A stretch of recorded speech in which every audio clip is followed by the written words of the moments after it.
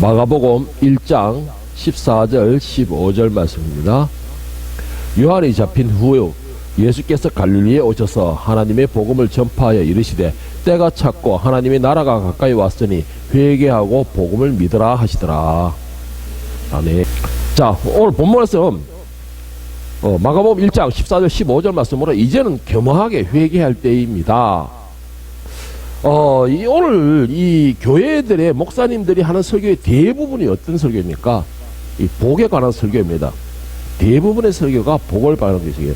그렇게 복을 외치고 복을 받기를 또 설교를 하고 또 그 설교를 듣는 교인들은 그 복에 대한 설교를 듣고서 목사님들한테 한결같이 하는 말, 목사님 은혜스럽습니다. 너무나 은혜스럽습니다. 그 말씀이 능력이 있습니다.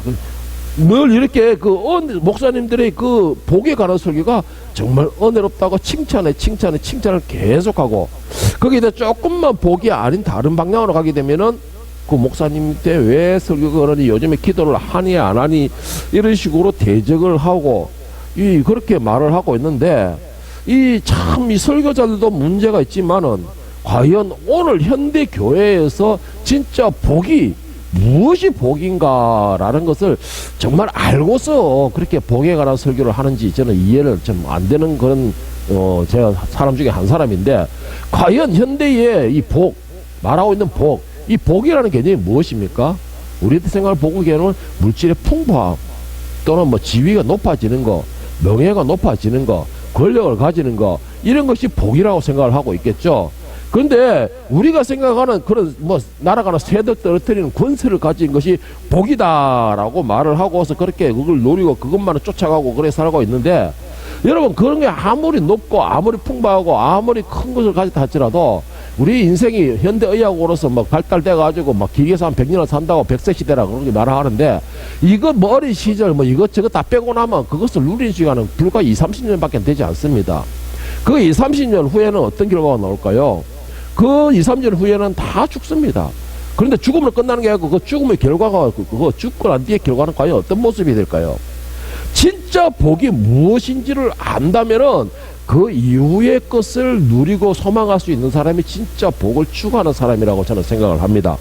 자, 오늘 시편 기자는 정말 시편 기자는 우리가 좋아하는 그 복이 과연 무엇이 복이 있는가, 무엇이 참된 복인가라는 것을 정의를 해놓은 대목이 있는데, 시편 128편 1절에 보면 쉬운 성경을 제가 읽어드리겠습니다. 여호와를 공경하고 두려워하는 자는 복 있는 사람입니다 했습니다. 그리고 그분의 말씀대로 사는 자가 복 있는 사람입니다 했습니다. 자, 두 가지 말을 하고 있습니다. 시편 128편 기자로 여호와를 두려워하는 사람이 복 있는 사람입니다 라는 것이고, 또한 그 말씀대로 사는 사람이 복 있는 사람입니다 라고 말을 하고 있습니다. 자, 시편 128편 기자가 말하는 것처럼 여러분들은 과연 복 있는 사람입니까? 복 받은 사람들입니까? 자, 시편 128편 4절에서는 뭐라고 말하고 있느냐? 똑같은 말을 반복하고 있는데, 여호와를 공경하고 두려워한 자들은 이처럼 복 있는 사람입니다 라고 말하고 있습니다. 한결같이 말하는 복 있는 사람이다 라고 말하는 것은, 첫째로는 여호와를 두려워하는 사람이다. 그리고 그 말씀을 듣고 그 말씀대로 순종하는 사람이 복 있는 사람입니다 라고 말을 하고 있습니다. 다시 한번 물어보겠습니다. 여러분들은 복 있는 사람들입니까? 복 받은 사람들입니까? 여러분 복을 누리는 사람들입니까? 여러분들이 여기에서 대해서도 아멘 소리 하지 못하고 그냥 무무가 있다면은, 여러분들도 세상 사람들과 같이 명예나 물질이나 이 권력이나 이런 권세가 풍부한 것이 복이라고 생각한다라는 것인데, 여러분, 제가 조금 전에도 말한 것처럼 그게 아무리 높고 크다 할지라도 길어야 20-30년이에요. 20-30년 후에는 여러분들 세상 사람들 하는 것처럼 죽어봐야 알겠지 하는 그런 생각을 가지고 있지는 않겠죠, 설마니? 여러분들이 그런 생각을 가졌다면 지금까지 제가 설교한 것이 주여 소리밖에 할 소리가 없습니다, 솔직히. 그런데 오늘 시편 128편에 말하고 있는 복에 관해서 여호와를 두려워하는 사람은 복 있는 사람입니다, 그의 말씀대로 살고 순종하는 사람이 복 있는 사람입니다 할 때 아멘 소리 했으면은, 그동안에 여러분들은 제가 참 이 하나님 말씀을 제대로 선포하였다는 것이고, 여러분들은 그 말씀을 졸지 않고 제대로 받아들이고 먹었다라는 증거가 됩니다. 여러분 어떻습니까? 자, 그러면 다시 시편 1편 1절 2절에 다시 복에 대해서 이야기를 하겠습니다. 여러분들은 이것도 잘 아는 내용일게요. 자, 이런 사람이 복 있다라고 했는데 요거는 조금 피부가 좀 와닿을 것 같아요. 복 있는 사람은 악인들의 꾀를 따르지 않며, 복 있는 사람은 악인들의 꾀를 따르지 아니하며, 죄인들의 길에 서지 아니하며, 오만한 자의 자리에 앉지 아니하고, 오직 여호와의 율법을 즐거워하여 그 율법을 주야로 묵상하는도다. 참 아이러니하고 이해가 안 가는 게 128편 내용이나 시편 1편 1절 2절 내용이나 똑같은 내용입니다. 똑같은 내용이에요. 복 있는 사람은 악인의 길을 쫓지 아니하고, 예? 복 있는 사람들은 죄인들의 길에 서지 아니하며 오직 여호와의 말씀, 하나님의 말씀을 즐거워하는 사람이 복 있는 사람이다 라고 했는데, 시편 128편 내용은 조금 마음에 날라니까 조금 찔림이 오고, 이 시편 1편 1절 2절 말씀은 복 있는 사람은 이라고 먼저 탁 나가니까는, 아, 이따른 뒤에 말은 어떻게 됐든 간에 복 있는 사람이다 라고 먼저 와닿으니까 아멘 한 거죠. 자, 시편 1절 2절 1편 1절 2절 말씀에 다시 한번 자세히 읽어드릴게요. 복 있는 사람은 악인의 길을 쫓지 않고 죄인의 길에 서지 않는다 했습니다. 죄인의 길에 서지 않는다 했어요. 그리고 오직 하나님의 말씀을 묵상하고 그 말씀을 즐거워하고 그 말씀을 가까이 하고 그 말씀을 늘 순종하는 사람이 복 있는 사람이라고 했습니다. 믿으십니까? 예, 역시 이걸 자세히 설명해 주면 딱 이렇게 달라진다니까요. 여러분, 우리가 정말 이거 깊게 생각해 봐야 됩니다. 저는 지금까지 여러분들에게 복에 대한 설교도 가끔씩 했습니다. 자주는 안 하고 솔직히 복에 대한 설교 가끔씩 했습니다. 그런데 제가 복에 대한 설교를 가끔씩 뭐 최소한 10번 정도 했다 치고, 그 10번의 복 있는 사람은 어떤 사람이고 복 받는 방법은 어떤 방법이라는 거는 한 가지 내용만 말했어요. 지금까지 제가 복 있는 사람은 어떤 사람이냐 그랬습니까? 하나님께 붙들림 받는 사람이 복 있는 사람이라고 했어요. 저는 분명히 그렇게 말씀을 드렸습니다. 하나님께 붙들림 받고 그의 간섭을 받는 사람이 복 있는 사람이다 라고 했습니다. 그리고 복 받는 방법은 늘 말씀을 붙들고서 그 말씀대로 순종하고 그 하나님 뜻대로 살아가는 사람이 복 받는 방법이다 라고 저는 분명히 그 말씀을 드렸습니다. 그 말씀을 드린 게 뭐예요? 이 오늘 시편 128편과 시편 1편의 그 복을 제가 자세히 설명을 해드렸던 것이에요. 자세히 설명해 줄 때는 아멘 하고 했는데, 성경 말씀을 대안하고 적나라하게 다 되니까는 주여 아멘 소리가 아니고 주여 소리가 나오게 되는데, 여러분, 제가 이렇게 설명한 것이나 성경에 나와 있는 요 말씀이나 내용은 똑같습니다. 핵심은 뭐냐? 하나님의 말씀에 순종하고 그 말씀을 듣는 사람이 복 받는 사람이다, 복된 사람이다, 복 있는 사람이다, 이 말씀입니다. 그런데 여러분, 이거는 꼭 이 땅에서 복을 받기 위해서 이걸 붙들어야 되는 게 아니에요. 여러분들이 천국 갈 수 있는 유일한 방법이기 때문입니다. 여러분이 하나님의 자녀가 될 수 있는 유일한 방법이에요. 이게 어떤 방법이다? 악인의 길에 들어서지 아니하고 죄인들과 함께 하지 아니하고 오직 나는 하나님의 말씀의 중심을 붙들고서 그 말씀에 순종하고 그 말씀만을 듣는 거, 그 방법밖에는 되지 않습니다. 천국을 갈 수 있는 방법, 하나님의 자녀가 될 수 있는 방법, 하늘의 상속권자가 될 수 있는 방법, 그 방법밖에는 없다. 저는 이 말씀을 드리고 싶고, 그거는 성경의 말씀입니다. 그런데 오늘 현대의 복은 전혀 다른 복을 말하고 있어요. 오늘 현대의 복은 전혀 다른 다른 그 복을 말하고 있는데 뭐예요? 돈을 많이 벌면 복 받다. 물론 그건 복이 아니라는 소리 아닙니다. 저도 분명히 복이 맞습니다. 그런데 하나님께서 물질을 많이 벌게 해주시는 것은 이유가 분명히 있기 때문에 물질을 많이 주시는 거예요. 그 대표적인 인물로 제가 변지사를 들어가고 있는데, 변지사는 제가 올 때는 초창기 때는 뭐 돈을 막 못 벌었어요. 그런데 그 이후에 지금 오늘 돈을 좀 많이 벌고 있는 편인데, 변지사가 돈을 많이 버는 거, 그거 내가 볼 때는 나는 그분 돈 적게 번다 생각 안 해요. 진짜 적게 번다 생각 안 합니다. 그런데 그분이 벌면은 벌수록 어떻게 사용하느냐? 하나님의 영광을 위해 사용하고 있어요. 그러니까는 다른 사람보다, 같은 업종의 다른 사람들보다 더 많이 벌게 하시는 거예요. 그리고 하나님께서 돈을 많이 벌게 하시는 이유가 뭐냐? 그게 이유가 있기 때문에 벌게 하시는 것이고, 그 이유에 그 하나님 뜻에 합당하게 벌게 그 사람이 사용할 때에는 그 물질을 더 부어주시는 거예요. 저는 그것을 변지사를 통해서 10년을 봐왔기 때문에 그것을 너무나 잘 알아요. 깨닫고 있고. 그러니까 변지사가 보면은 이거는 다 하나님 것을 하나님께 드리는데요, 하나님 주셨으니까 드리는 것인데요, 오히려 더 못 드려서 망달이에요. 그러니까는 계속 하나님 더 크게 부어주시고, 그 자녀들도 다 잘되게 하시고, 그리고 기도하는 사람들은 계속 그 기도가 끊이지 않게끔 해주시는 거예요. 하나님께서 여러분, 진짜 복은 무슨 복이냐? 하나님의 말씀을 붙드는 사람이 복이에요. 하나님께서 부어주시면은 그 부어주시는 의도를 갖다가 우리가 깨닫고 그 용도에 맞게끔 사용하는 것이 그 사람이 복 있는 사람입니다. 그런데 우리는 그것을 내 것으로 하면 내 것인 줄 알고 막 내만 챙기는 거예요. 그러면은 주신 이도 여호와시요, 여기 뭐라고 됐죠? 거두어 가신 이도 여호와시니라. 여러분, 근데 진짜 우리가 제가 말씀드리신 그 복을 관해서 누리는데, 그 복을 누리는데 예수님께서는 우리에게 무엇을 복이라고 말씀하셨느냐, 무엇을 복이라고 말씀하셨느냐. 오늘 본문 말씀 마가복음 1장 15절에 보면은 이러시되 때가 찼고 하나님의 나라가 가까이 왔으니 회개하고 복음을 믿어라. 복음이라는 게 뭐예요? 복된 말씀이에요. 복된 말씀. 그러면 예수님께서 말씀하시는 복이 뭐냐? 하나님의 나라를 사모하는 것이에요. 하나님의 나라를 사모하는 것입니다. 자, 그 전에 우리가 이 말씀을 보기 전에 한 가지 의아해하는 게 있어요. 14절에 누가 나오죠? 14절에 누가 나옵니까? 세례 요한이 나옵니다. 그런데 세례 요한이 예수님의 복음을 전파하는 게 아니고 마가는 희한하게 세례 요한을 첫 장면을 어떻게 하고 있어요? 잡혀갔더라 했습니다. 그리고는 바로 구절 바뀌면서 예수님께서 회개하라, 천국이 가까우니라, 때가 찼다라고 말씀 바로 나옵니다. 이게 참 뭔가 세례 요한으로서는 억울하겠죠. 그런데 세례 요한을 하나 예수님 평가하기를 뭐라 했습니까? 여인이 앉은 자 중에서 가장 큰 자다라고 말했습니다. 왜 그럴까요? 왜 본문에서는 이 정도밖에 안 했을까요? 예수님이 그렇게 평가했는데 세례 요한의 사명이 뭡니까? 주의 길을 예배하는 광야의 소리라 했습니다. 이제 예수님께서 복음을 시작하니까는 세례 요한은 어떻게 돼요? 그 사명을 다 이루는 사람이에요. 그러니까는 이제 자기가 길을 예배하고 예수님이 이제 메시아가 왔으니까 그 길을 넘겨주고 자기는 이제 그 사명을 마무리하기 때문에 14절 말씀은 여기서 간단하게 끝나요. 나중에 6장인가 넘어가면은 세례의 죽음이 나옵니다.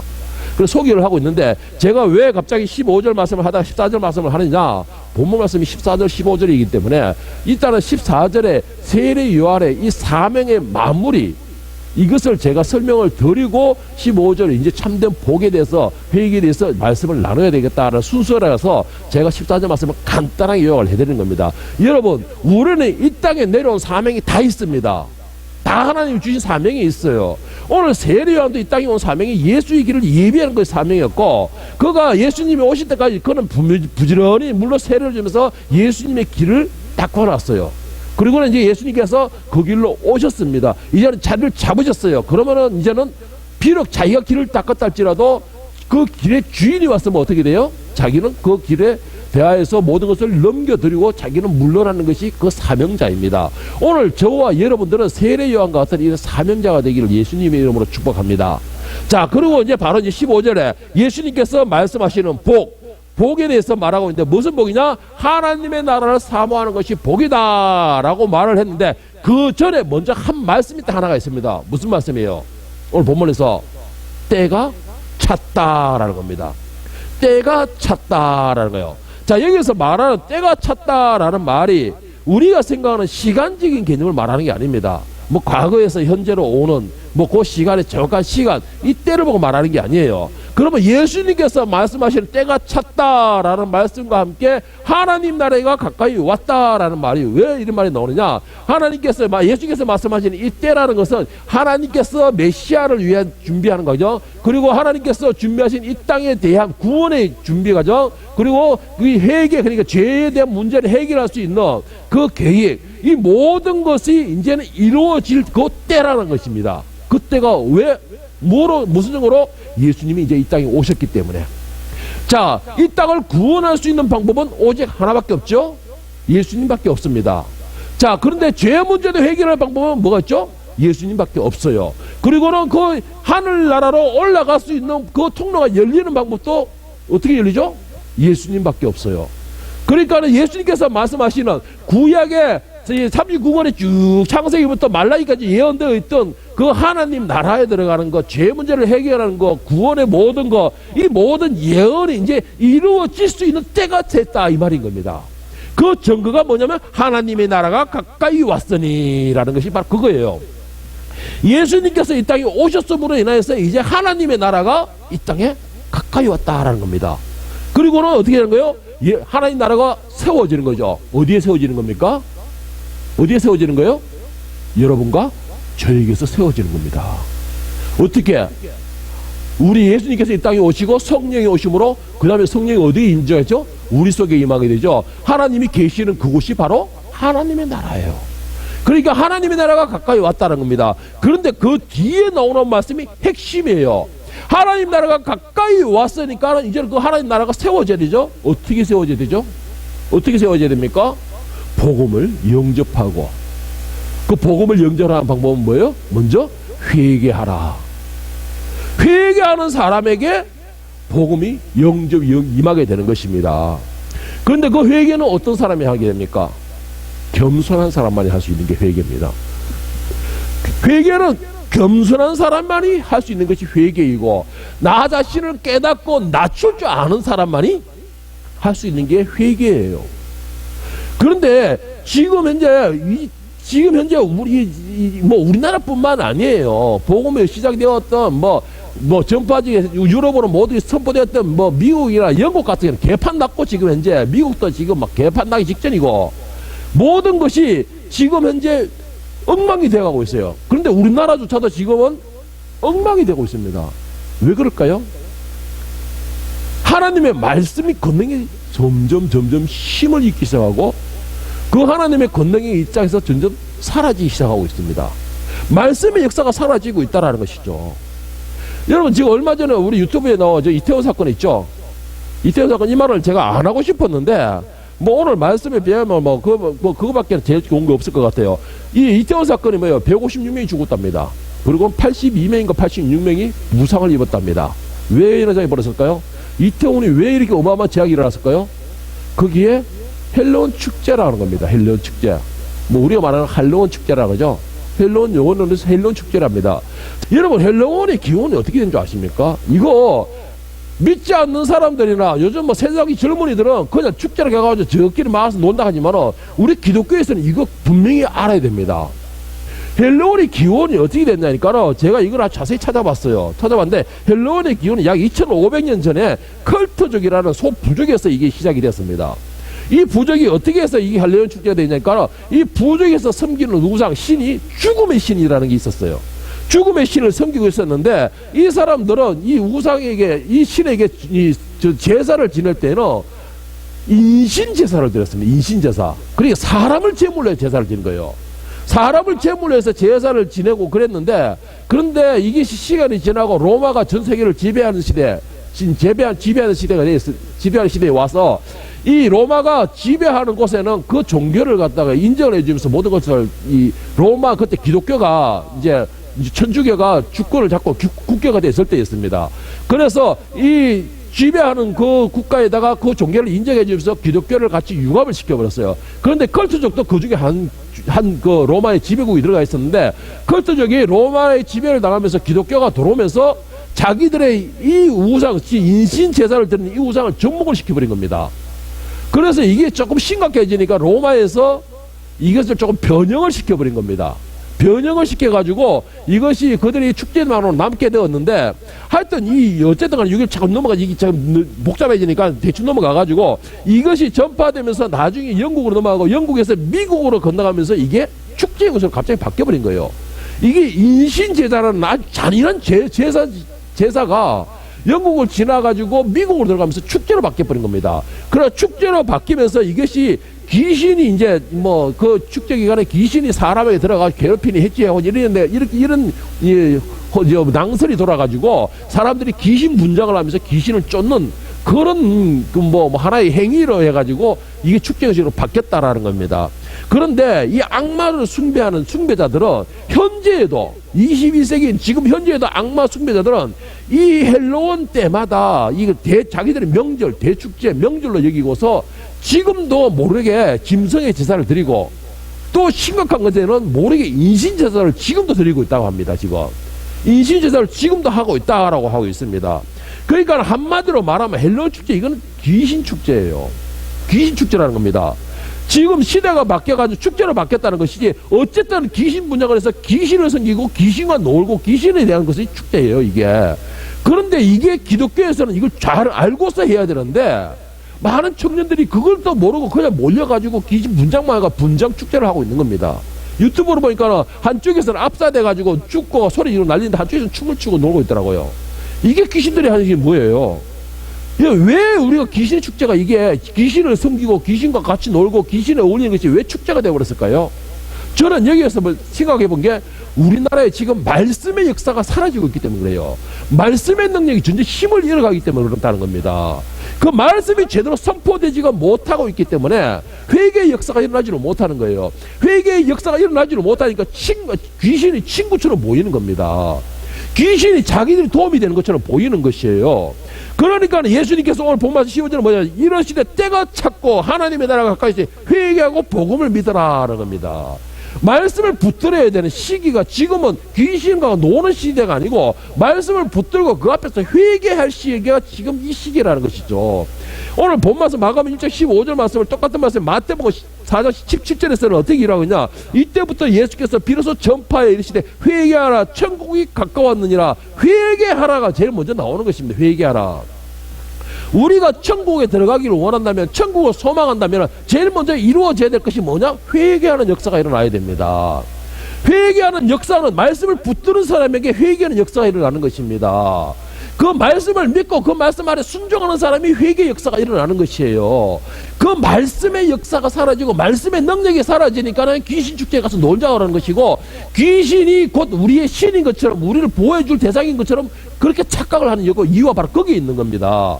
그래서 저는 여러분에게 계속해서 말씀을 드리고 싶은 게 그거예요. 말씀을 붙드세요. 제가 어저께 지선이한테도 이야기했는데, 네가 내 능력을 갖고 싶냐, 성령의 힘을 가지고 싶냐, 너에게는 그런 게 있지만 하나님께서 그것을 너에게 눌러놓으셨다. 왜?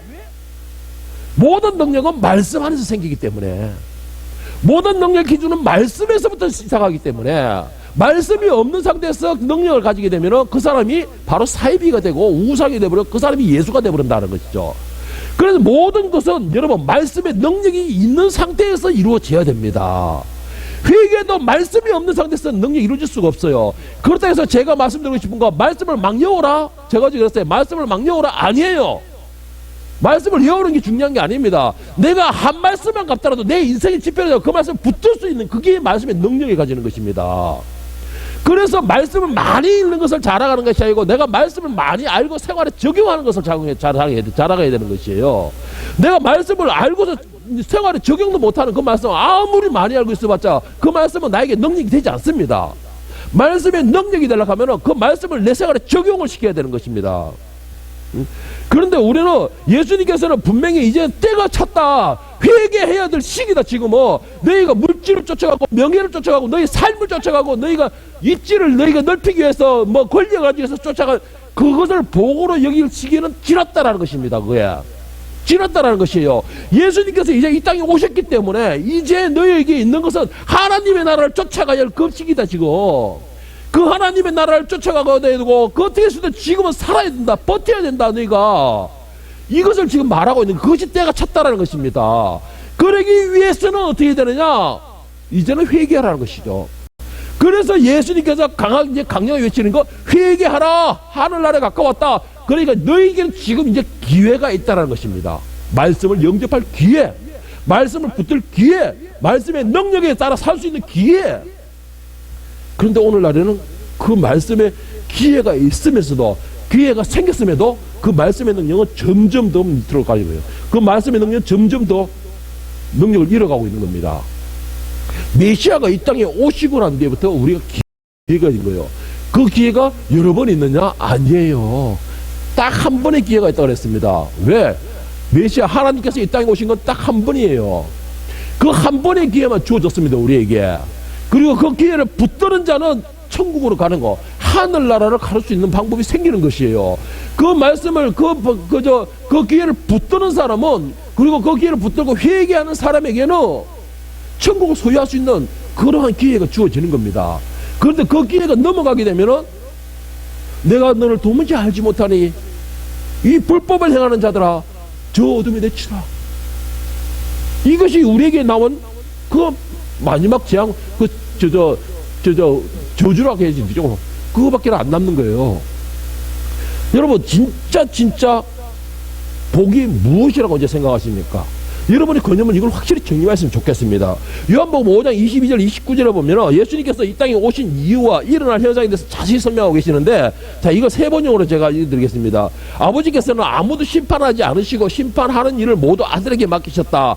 24절에 내가 진정으로 너희에게 말한다. 내 말을 듣고 또 나를 보내신 분을 믿는 사람들은 영원한 생명을 가지고 있고 심판을 받지 않는다. 그는 죽음에서 생명을 옮겨갔고, 그리고 내가 진정으로 너희에게 말한다. 죽은 사람들이 하나님의 아들의 음성을 들을 때가 오는데 지금이 바로 그때이다. 그리고 그 음성을 듣는 사람들은 살 것이다.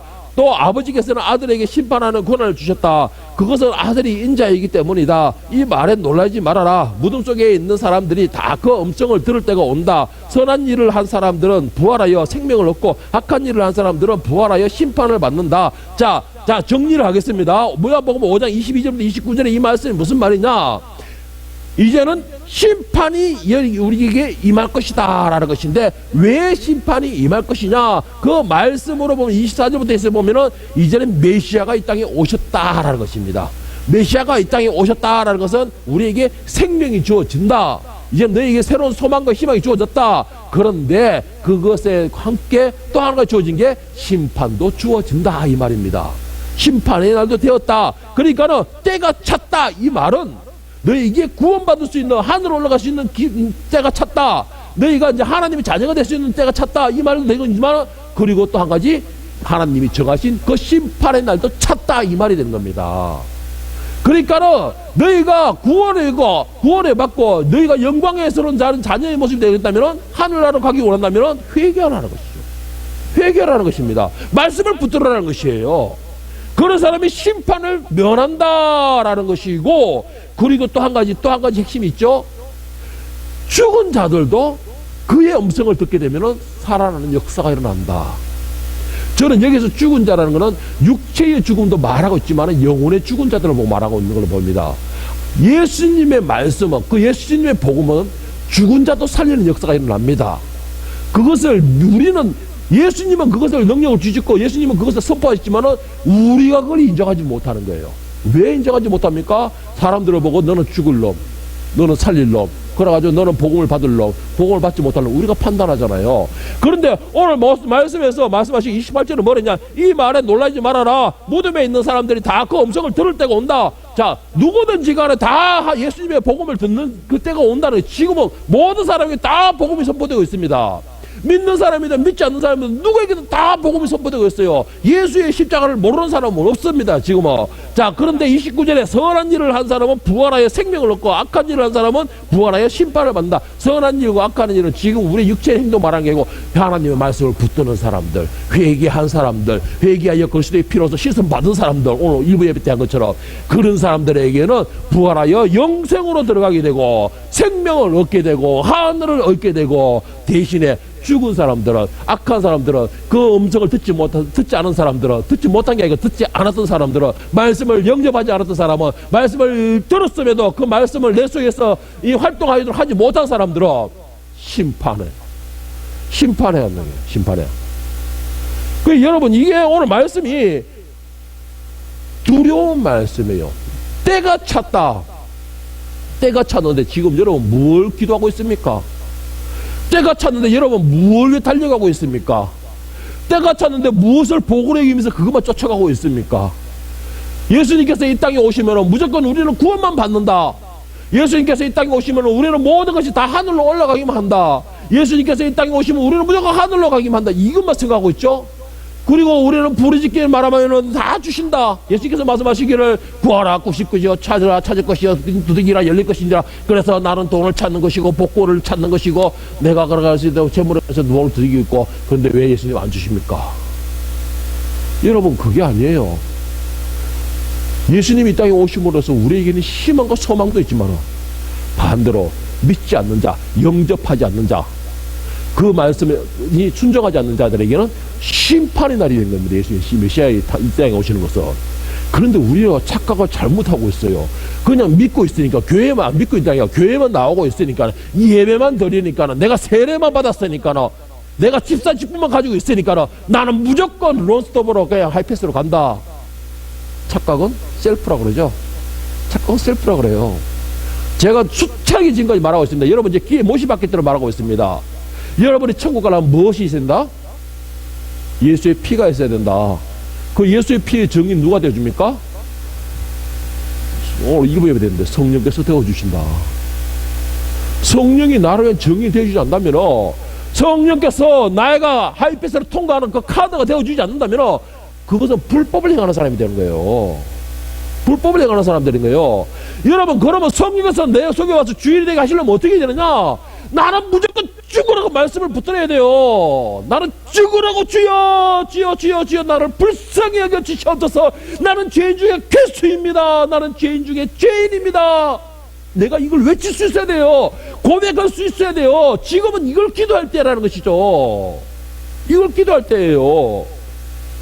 나는 진짜 예수 그리스도의 피로서 은혜를 입을 자격조차도 없습니다, 주님. 그러나 내가 말씀에 의지하여 주님이 십자가 변명을 끌었습니다. 나는 구원받을 자격조차, 하나님의 이름을 부를 줄조차, 예수의 이름을 부를 줄조차, 그 십자가 밑에서 엎드릴 조차 자격조차도 없지만, 그러나 내가 그 그리스도의 말씀에 의지하여서 내가 오늘 엉금엉금 기어서 이 자리에 나왔습니다.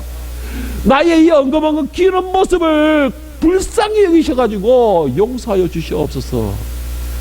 자비를 베풀어 주시옵소서. 공연을 베풀어 주시옵소서. 지금은 이걸 기도할 때입니다, 여러분. 지금은 이걸 기도할 때예요. 내 힘을 기여해서 목소리를 높일 때가 아니고, 지금은 이걸 기도할 때예요. 말씀을 마저 정리할게요. 제가 어저께 유튜브를 딱 하나 봤는데, 정말 참, 이 사람 존경한다 하니까는, 존경할 일만 하더라고요, 보니까는. 제가 지난주에 그랬죠? 이 설교는 내가 내닉하는 사람들이 설교를 해야 됩니다. 세계에 대해 설교하면서. 그걸 뭐 들었는가? 이틀 전에 이창수 목사님이 그 동성애하고 차별금지법 반대 1위 시위하는데 그거 가서 같이 시위하고 있다고 피켓두고요. 이창수 목사님이.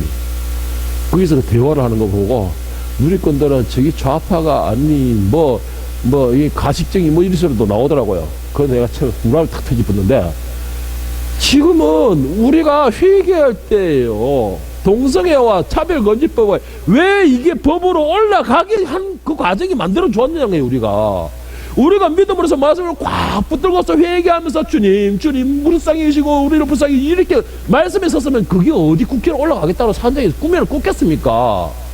우리가 말씀대로 붙들어가 회개하면서 우리가 진짜 거룩한 삶을 살았다면 어디 동성애자들이 나와가지고 성참 이걸 어디서 그 소리를 나올 수 있습니까? 이창선 목사 하는 말이 그거예요. 불과 2, 3년 전에 우리 젊을 때는 정말로 그때 뭐가 쭉 같다 그건 내가 입었는데 그때 동지감이었는데 이창선 목사는 내가 세대가 비슷한가 봐요.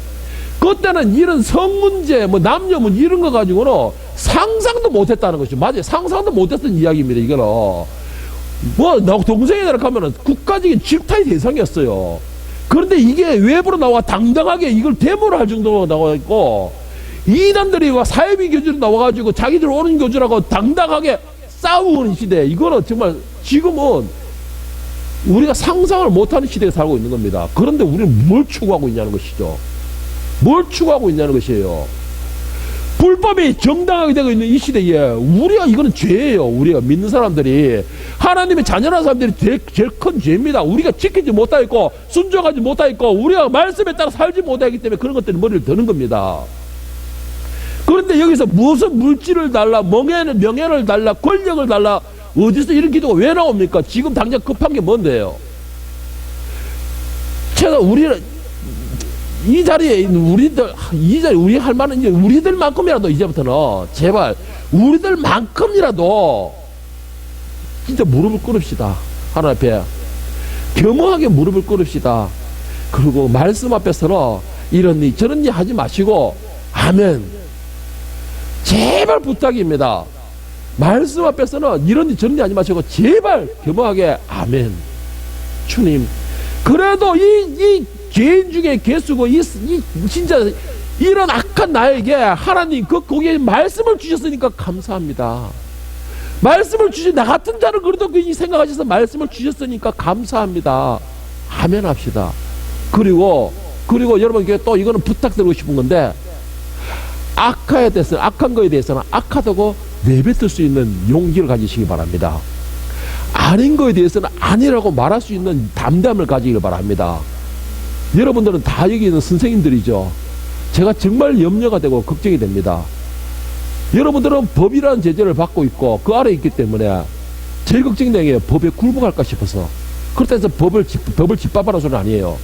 그런데 선생님의 입에서 내가 숱하게 말하겠어요. 선생님의 입에서 어떤 말이 나가냐에 대해서 그 아이들이 평생에 그 생각이 잠겨 있습니다.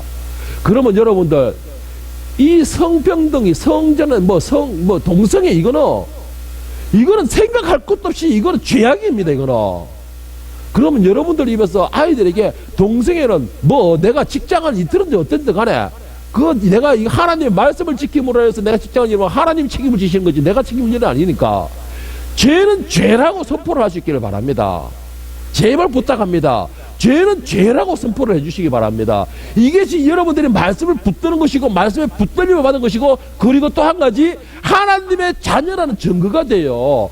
여러분들이 그것을 과감하게 담대하게 선포하고 있고 싸울 수 있을 때에 성령께서 여러분의 편이 되어주시는 겁니다.